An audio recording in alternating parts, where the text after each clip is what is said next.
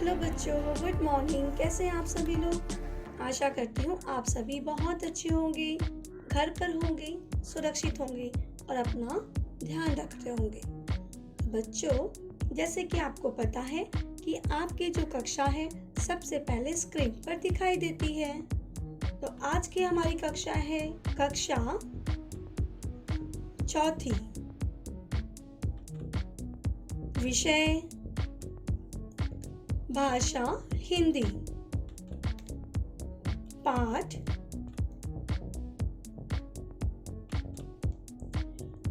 9। मैं हूँ दीपक। मैं हूँ आपकी मार्गदर्शिका Radha Gupta, MCGM virtual classroom Dadar से। तो चलिए बच्चों, चलते हैं अपने पाठ की ओर।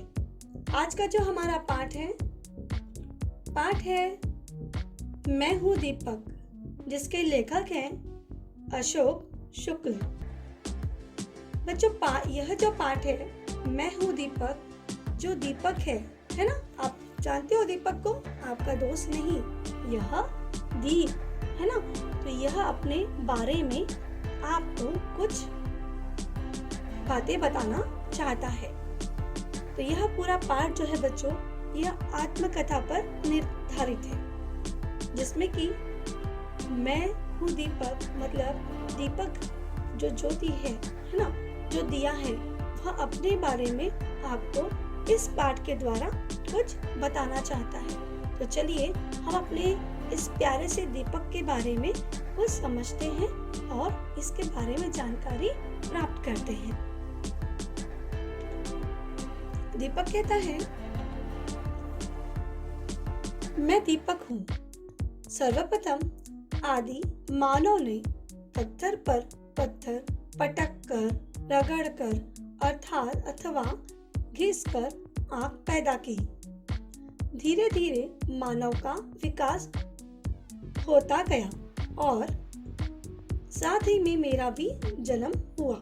तो बच्चों, जिस तरह से आप यह चित्र देख पा रहे हो कि आप लोगों को पता भी है, आपने इतिहास में पढ़ा है कि जब आग नहीं थी तब जो आदि मानव थे है ना, वो कच्चा ही अनाज, अन्न, मांस इत्यादि खाते थे। परंतु वह किसी दिन जब बैठकर पत्थर से पत्थर रगड़ रहे थे, पटक रहे थे, तो क्या हुआ, उसमें आग निकल गई।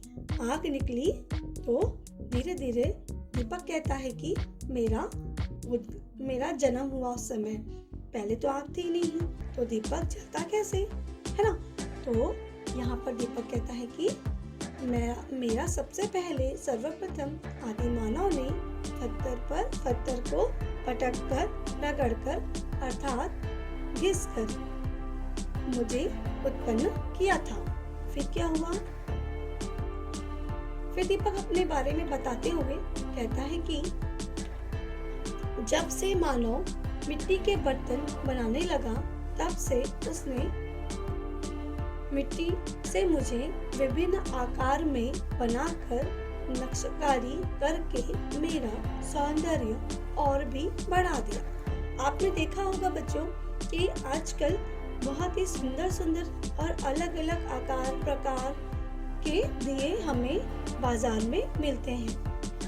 तो जब से मानव ने मतलब इंसानों ने मिट्टी के खिलौने, बर्तन, चीजें इत्यादि बनाते हैं, तो उसके साथ में दीपक मतलब जो दिया है उसे भी अलग अलग आकार प्रकार में बनाने लगे।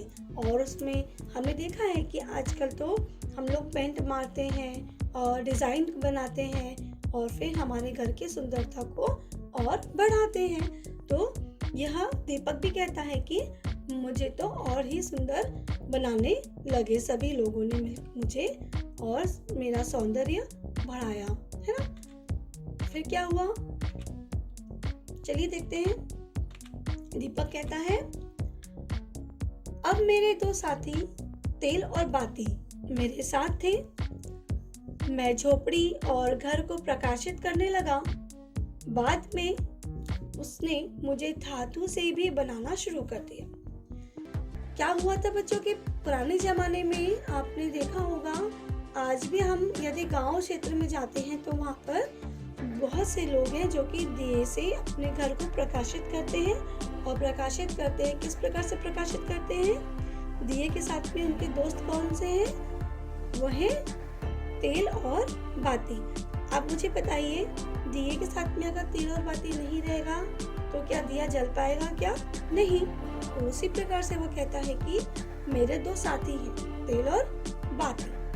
उनके साथ में मैं झोपड़ियों से लेकर के घर को भी प्रकाशित करने लगा था। उसके साथ ही साथ में जिस तरह से विकास होने लगा तो मुझ में भी परिवर्तन होने लगा और लोग मुझे धातु से भी बनाना शुरू कर दिए।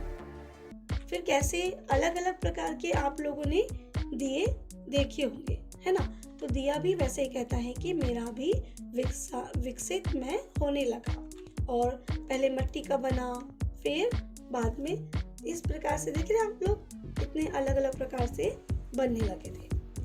मुझे अलग अलग सुंदर आकार और नाम मिलते गए, जैसे डिबरी, दीपक, चिंगार, चिराग, दिया, लालटेन आदि। मेरे टिमटिमाते प्रकाश की तनिक ही महापुरुषों ने अध्ययन किया और ज्ञान से इस संसार को अलौकिक किया। दीपक कहता है कि मुझे अलग अलग आकार, प्रकार और सुंदरता तो मिली ही, साथ ही साथ में मुझे अलग अलग नाम से भी संबोधित किया गया, जैसे कि डिबरी, दीपक, चिराग, दिया, लालटेन। हमने देखा है ना, अलग अलग नामों से हम रोशनी करते हैं घरों में, सभी जगह पर। तो मेरे टिमटिमाते कहता है कि मेरे टिमटिमाते प्रकाश की तनी ही महापुरुष जो थे उन्होंने उस पर अध्ययन किया और मेरे बारे में समझा और संसार को मेरे बारे में बताया। और भी बहुत सारी बातें हमें दीपक जो है वो अपने बारे में बता रहा है। दीपक कहता है कि मुझ पर गीत लिखे गए। कहा जाता है कि संगीतकारों ने मेरे लिए दीपक राग भी रचा, जिसे सुनकर मैं अपने आप जल उठता था। तो बच्चों, कितनी बड़ी बात है, दीपक ने अपने बारे में कितनी बड़ी बात बताया कि जो संगीतकार थे उन्होंने दीपक के ऊपर, आपने सुना भी होगा, बहुत सारे गीत लिखे गए हैं, है ना? बहुत सारी कविताएं हैं, बहुत सारे गाने हैं, बहुत सी कहानियां हैं, बहुत सी चुटकुले हैं।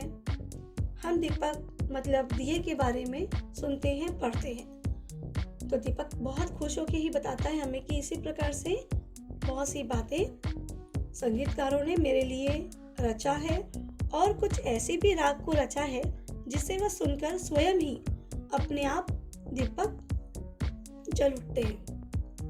आपने बच्चों देखा भी होगा कि एक बार साईनाथ शिरडी के साईं बाबा, वहां पर भी उन्होंने बिना तेल के दीपक को जला लिया था, है ना?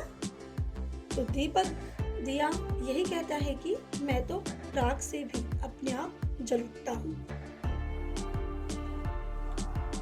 आगे वो कहता है कि यह दीपक हमें अपने बारे में बताता है। संसार के महान वैज्ञानिक एडिसन ने मुझे एक नए रूप में विकसित किया। उन्होंने बिजली से चलने वाले विद्युत दीप का आविष्कार किया। आजकल तो मैं सौर ऊर्जा से भी जगमगाता हूँ। तो बच्चों, आपने देखा कि दीपक पहले मिट्टी से उठकर, है ना, आग से बढ़ करके दिए तक पहुंचा, दिए से धातु तक पहुंचा, धातु से वो टिमटिमाते हुए सितारों तक पहुंचा। और अब जो एडिसन थे, है ना, एडिसन एक बहुत बड़े वैज्ञानिक हैं जिन्होंने बल्ब, आपने सुना होगा, बल्ब आपके घर पे होगा, घर के आसपास में आपने कई जगह देखा होगा। उन्होंने उसका आविष्कार किया था और उसे बिजली से चलाने वाला एक विद्युत दीप का आविष्कार उन्होंने किया। और इसी प्रकार से धीरे धीरे जो बिजली के साथ साथ में सौर ऊर्जा का अर्थ होता है बच्चों सूर्य के पास की जो ऊर्जा मिलती है उससे रोशनी करना, उसे कहते हैं सौर ऊर्जा। तो उससे भी दीपक कहता है कि मैं आजकल तो वैसे भी जगमगाने लगा हूँ।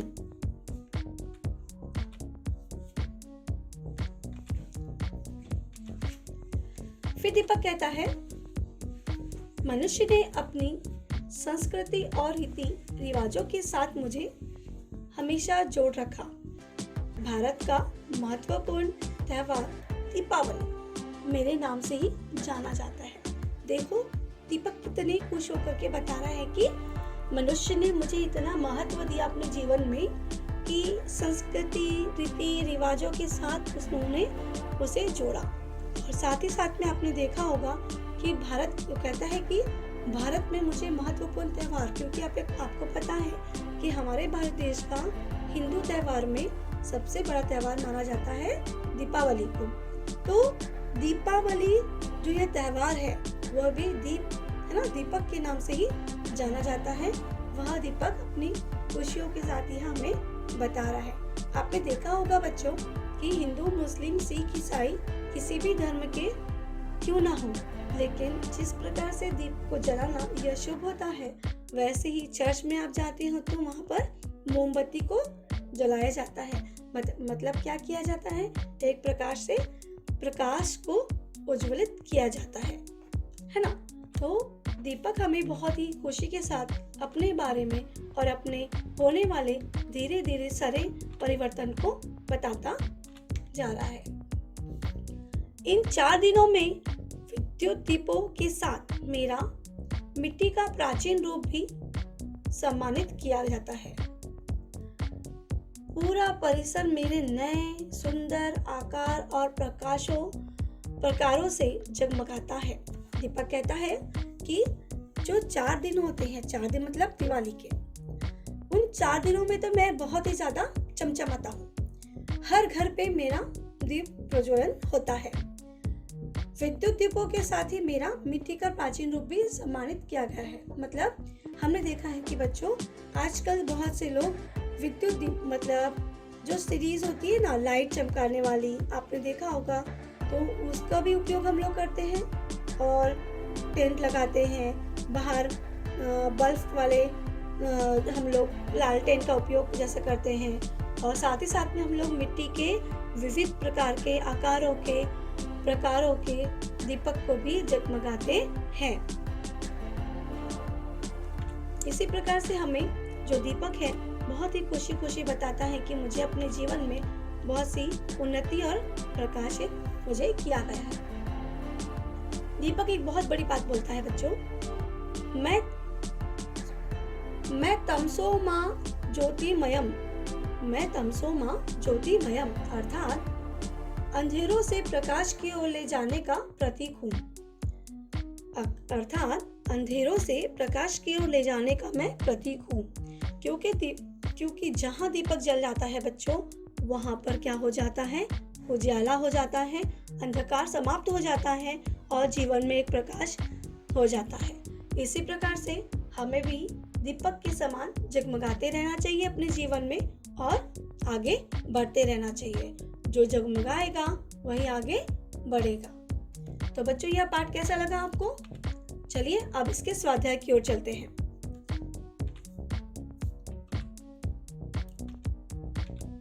हमारा स्वाध्याय में प्रश्न दूसरा, निम्नलिखित शब्दों के विलोम शब्दों बताओ। शब्दों के हमें क्या बताना है बच्चों? समानार्थी शब्द ना बताते हुए इसका हमें विलोम मतलब विरुद्धार्थी शब्द को बताना है। तो प्रथम का विलोम शब्द क्या है बच्चों? अंत, आखिरी, अंतिम। भिन्न का विलोम शब्द क्या है बच्चों? एक होना, है ना। भिन्न मतलब एक होना, उसका विलोम शब्द है बढ़ना। बढ़ने का विलोम शब्द बच्चों घटाना, बढ़ाना, घटाना मतलब कम करना। सुंदर, सुंदर का विलोम शब्द है रूप। हमारे अगले शब्द विलोम शब्द में से प्रकाश। मैंने आपको बताया था कि प्रकाश कहाँ होता है, जहाँ पर दीपक जलता है वहां प्रकाश होता है, और जहाँ दीपक ना जले वहां क्या होगा बच्चों? सही, अंधकार हो जाएगा। ज्ञान, ज्ञान जहाँ होता है वहां पर प्रकाश होता है, और जहाँ ज्ञान नहीं होता उसका विरोधार्थी शब्द क्या है बच्चों? वहां अज्ञानता होती है, मूर्खता होती है ना। जलना, जलने का विरोधार्थी शब्द है आनंद होना, खुशी होना। विकसित होना, विकसित होने का विरोधार्थी शब्द है बच्चों अविकसित होना, मतलब आगे ना बढ़ पाना।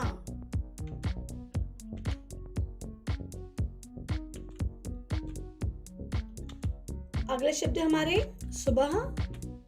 सुबह का विलोम शब्द है रात। पूरा, पूरा का विलोम शब्द है आधा। जोड़ना, जोड़ना का विलोम शब्द होता है बच्चों घटाना। बिल्कुल सही। कम का विलोम शब्द ज्यादा। सरल, कोई भी कार्य यदि सरल होता है तो उसका विलोम शब्द क्या होगा? बिल्कुल सही, कठिन। तो बच्चों इस प्रकार से हमारे यह शब्द थे। तो चलिए अब हम चलते हैं अपने प्रश्न तीसरे की ओर। उचित विराम चिन्ह लगाकर वाक्यों को पढ़ना है। उचित विराम चिन्ह लगाकर यह जो वाक्य दिया है उसे पढ़ना है। क्या है वाक्य? करत करत अभ्यास के जड़मती होत सुजान, रसरी आवत जात ते सील पर परत निशान। करत करत अभ्यास के जड़मती होत सुजान, रसरी आवत जात ते सील पर परत निशान। तो बच्चों यह जो वाक्य है, इस वाक्य का यदि हमें विराम चिन्ह लगाना हो तो कैसा लगेगा? जैसा आप लोग देख पा रहे हो, है ना। क्या देख पा रहे हैं हम लोग कि करत और करत के बीच में एक डैश है ना। उसके बाद करत करत अभ्यास के बाद में अल्प विराम। जड़मती होत सुजान, उसके बाद कैसे पढ़ेंगे? जड़मती होत सुजान के बाद थोड़ा रुकेंगे क्योंकि वहां पूर्ण विराम दिया हुआ है। फिर है रसरी आवत जात ते, फिर अल्प विराम। उसके बाद सील पर परत निशान, फिर पूर्ण विराम दिया हुआ है। सील पर परत निशान। तो बच्चों इसका अर्थ भी जान लेते हैं हम लोग। पहले एक बार समझ लीजिए कि किस प्रकार से लिखना है इस वाक्य को, क्योंकि यह एक दोहा है, यह कबीर जी का दोहा है और दोहे को लिखने का अपना ही अलग प्रकार होता है।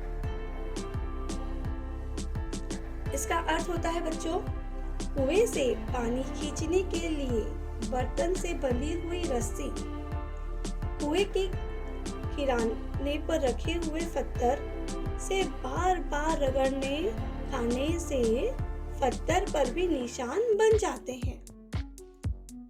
ठीक इसी प्रकार बार बार अभ्यास करने से मंद बुद्धि व्यक्ति भी कई नई बातें सीखकर उनका जानकार हो जाता है। सही बात है बच्चों। जिस प्रकार से कुएं पे एक जो पानी खींचने की रस्सी होती है ना, वहां खींचते समय जिससे बंधी होती है और जहां से खींचा जाता है वहां पर बार बार खींचने की वजह से वह निशान पड़ जाता है, एक पत्थर पर निशान पड़ जाता है। तो उसी प्रकार से यदि कोई भी व्यक्ति, कोई भी बच्चा यदि बार बार अभ्यास करे, पढ़ाई करे तो वह भी बहुत होशियार समझदार बन जाएगा। आपने भी देखा होगा कि कई कलाकार जो होते हैं, जैसे क्रिकेट खेलने वाले सचिन तेंदुलकर जो हैं, और जो हमारे खेल के खिलाड़ी होते हैं, जो कलाकार होते हैं, वो लोग इतने आसानी से कोई भी चीज़ सीख जाते हैं क्या? नहीं। उसके लिए उन्हें बार बार प्रयास करना पड़ता है, उन्हें बार बार कोई भी कार्य को करके देखना पड़ता है, उसी के बाद वो कैसे हो जाते हैं, उस पर विजय प्राप्त कर लेते हैं और उस कार्य को बहुत ही आसानी से करने की उनमें एक योग्यता आ जाती है। तो करत करत अभ्यास के जड़मति होत सुजान, रसरी आवत जातते सील पर परत निशान। इस तरह से आप भी अपने आप को बार बार अभ्यास कर किसी भी कार्य पर आगे बढ़ सकते हैं। तो चलिए अपने अगले प्रश्न पर चलते हैं। हमारा अगला जो प्रश्न है, नहाए धोए क्या भय, जो मन मैल न जाए मीन, सदा जल में रहे, धोए बास न जाए। बच्चों, हमने यह जो वाक्य देख पा रहे हैं, यहाँ पर कहीं अल्प विराम, अर्ध विराम, पूर्ण विराम का न होने पर यह वाक्य एकदम साधारण सा लग रहा है। इसकी हम भाषा भी नहीं समझ पा रहे कि कहाँ रुके, कहाँ शब्दों पे जोर दे और किस प्रकार से इसे समझ पाए। देखिए, फिर से एक बार पढ़ के दिखाती हूँ मैं आपको। नहाए धोए क्या भय, जो मन मैल न जाए, मीन सदा रहे जल में रहे, धोए बास न जाए। यदि मैं इसे इस तरह से पढ़ूं तो कहीं वाक्य के अर्थ में बदलाव हो जाता है। इसलिए बच्चों, जब हम पढ़ते हैं या बोलते हैं तो हमें सही जगह पर विराम चिन्ह का उपयोग करते हुए पढ़ना और बोलना चाहिए। तो इस प्रकार से हम इसे सही विराम चिन्ह का उपयोग करेंगे और लगाएंगे और लिखेंगे। नहाए धोए क्या हुआ, नहाए धोए क्या हुआ, हुआ के बाद में यहाँ अल्प विराम लगेगा। जो मन मैल न जाए, जो मन मैल न जाए, जाए के बाद में एक फिर पूर्ण विराम लगेगा। उसके बाद है बच्चों, मीन सदा जल में रहे। मीन जो है वो सदा जल में रहती है। यह यहाँ पर अर्ध विराम लग करके वह बता रहा है। धोए बास न जाए, फिर यहाँ पूर्ण विराम लगता है। तो बच्चों, यहाँ कितनी बड़ी बात इस दोहे में बताई गई है। कबीर जी ने हमें बहुत ही अच्छे से समझाया है कि न धोए क्या भय। यदि हम, इसका अर्थ होता है बच्चों कि इसका भावार्थ है, कबीरदास जी कहते हैं कि आप कितना भी नहा ले, धो लीजिए, यदि आपका मन, आपका दिल, आपका हृदय यदि साफ नहीं होता है तो उस नहाने का क्या फायदा। जैसे मछली हमेशा पानी में रहती है, आप देखते हो ना, मछली कहाँ मिलती है आपको? पानी में। हम कहते हैं ना, मछली जल की रानी है, मछली जल की रानी है, लेकिन फिर भी वह साफ नहीं होती बच्चों। पानी में रहने के बावजूद मछली में अपनी जो उसकी बदबू है वह आती ही रहती है। मछली की तेज बदबू आप लोग घर में जब बनाते हैं तो देखते हैं कि उसकी बदबू जाती है क्या? बिल्कुल नहीं जाती। उसी प्रकार से कितना भी मनुष्य बाहर से कितना भी साफ सफाई से क्यों ना रहे, कितना भी घर पोंछ ले, धो ले, अपने तन को धो ले, अपना कपड़े धो ले, लेकिन जब वह अपने मन को साफ न रख पाए, किसी की भी प्रति उसके दिल में, मन में ईर्ष्या रहती है, वेद भावना, उसमें एक कठोरता रहती है, तब वह व्यक्ति बिल्कुल भी साफ हृदय का नहीं रहता। उसी प्रकार से कितना भी वह बाहर अच्छे कपड़े, सफ़ेद कपड़े पहन के क्यों ना घूमे, लेकिन दिल साफ ना हो तो कोई भी चीज़ साफ नहीं समझी जाती। यदि आपका दिल साफ हो, किसी के लिए आप हमेशा अच्छा सोचते हो, किसी के भी बारे में आप यदि अच्छा सोचते रहते हो, तो आप ज़रूर आगे बढ़ते हो और हमेशा प्रगति करते हो। और उसी प्रकार से, जिस प्रकार से यदि मछली पानी में तो रहती है परंतु उसकी जो बाँस है वह नहीं निकल पाती, मतलब यदि आपके दिल में हमेशा कपट रहेगा तो कितना भी आप अच्छे कपड़े क्यों ना पहन ले, उसका कोई फायदा नहीं होता है। तो आपको बच्चों यह भावार्थ समझ में आ चुका होगा। तो चलिए हम अपने अपने अगले प्रश्न की ओर चलते हैं। हमारा अपना अगला प्रश्न है प्रश्न चौथा, उत्तर लिखो। प्रश्न है, आदि मानव ने सर्वप्रथम आग कैसे पैदा की? कैसे पैदा की थी बच्चों? हमें इसका उत्तर देखते हैं। हमने पढ़ा भी है पूरे पाठ को। सर्वप्रथम आदि मानव ने पत्थर पर पत्थर पटकर, रगड़कर और अथवा घिसकर, है ना, आग पैदा की। हमारा अगला प्रश्न है, दीपक को कौन कौन से नाम मिलते गए? आपने देखा कि दीपक कहता है कि जैसे जैसे मुझ में परिवर्तन हुआ वैसे ही मुझे अलग अलग नामों से संबोधित करते चले गए। और जिसका उत्तर है बच्चों, कहता है कि मुझे अलग अलग सुंदर आकार और नाम मिलते गए, जैसे डिबरी, दीपक, चिराग, दिया, लालटेन, है ना, बल्ब, ट्यूबलाइट, यह सब नाम दीपक को मिलते गए। हमारा अगला प्रश्न है, संगीतकारों ने क्या किया था बच्चों? हमने देखा था कि संगीतकारों ने क्या किया था। संगीतकारों ने मेरे लिए दीप का राग भी रचा, जिसे सुनकर मैं अपने आप जल उठता था। मतलब एक ऐसा राग था बच्चों जिसे सुन करके दीपक अपने आप जल उठता था। हमारा अगला प्रश्न, मनुष्य ने दीपक को हमेशा किसके साथ जोड़े रखा है? बताइए बच्चों, किसके साथ जोड़े रखा है? बिल्कुल सही, मनुष्य ने दीपक को अपनी संस्कृति और रीति रिवाजों के साथ, दीपक कहता है कि मुझे सभी ने जोड़े रखा है। भारत में महत्वपूर्ण त्योहार दीपावली मेरे नाम से ही जाना जाता है। यहाँ पर दीपक कहता है कि मुझे रीति रिवाजों के साथ में जोड़ा गया है। हमारा अगला प्रश्न है, दीपक किसका प्रतीक है? किसका प्रतीक है बच्चों दीपक? उसका उत्तर है, मैं तस्मोमा ज्योतिमयम। मैं तस्मोमा ज्योतिमयम अर्थात अंधकार से प्रकाश की ओर ले जाने का प्रतीक हूँ। दीपक कहता है कि मैं अंधकार से प्रकाश की ओर ले जाने का प्रतीक हूँ। मैं तस्मोमा ज्योतिमयम अर्थात अंधकार से प्रकाश की ओर ले जाने का प्रतीक हूँ। तो यह हमारे प्रश्न के सभी उत्तर पूरे होते हैं। अब बच्चों प्रश्न 5वां है, चित्र देख करके दीपों के नाम बताना है। तो बताइए बच्चों, यह कौन सा चित्र है? बिल्कुल सही, लालटेन, दीपक। अगला चित्र देखेंगे, यह है बच्चों लालटेन। इसे हम लोग हाथ में पकड़कर एक जगह से दूसरी जगह लेकर जा सकते हैं। यहाँ बच्चों एलईडी बल्ब जो आजकल बहुत चल रहे हैं, आप लोग ने भी देखा होगा। अगला चित्र बच्चों, ये क्या है बच्चों? मोमबत्ती, है ना, सबके घर पर रहती है मोमबत्ती का स्टैंड। मोमबत्ती को लगा करके दीपक प्रज्वलित किया जाता है। फिर है बच्चों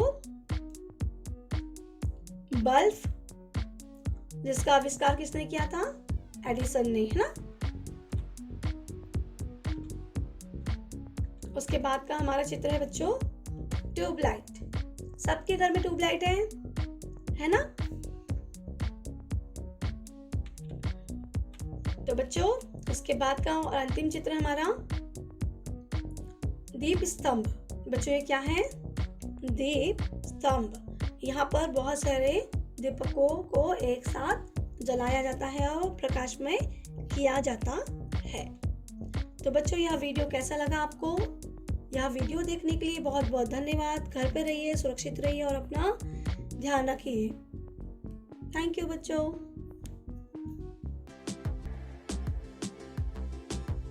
लगा बच्चों आपको आज का विषय? आशा करती हूँ कि आप सभी को आज का विषय बहुत अच्छे समझ में आया होगा। और एक बार इन मुद्दों पर आप ना समझ पाए हो तो आप इस वीडियो को वापस से देखिएगा, समझ में जरूर आएगा आपको। और हाँ बच्चों, BMC जो चैनल है इसे लाइक एंड सब्सक्राइब करना बिल्कुल ना भूलें, बेल आइकन को दबाना और भी ना भूलें, क्योंकि अगर आप बेल आइकन को दबाते हैं तो आपको नए नोटिफिकेशन अपलोडिंग वीडियो के मिलते रहेंगे। थैंक यू बच्चों, पढ़ते रहिए, सुरक्षित रहिए, अपना ध्यान रखिए।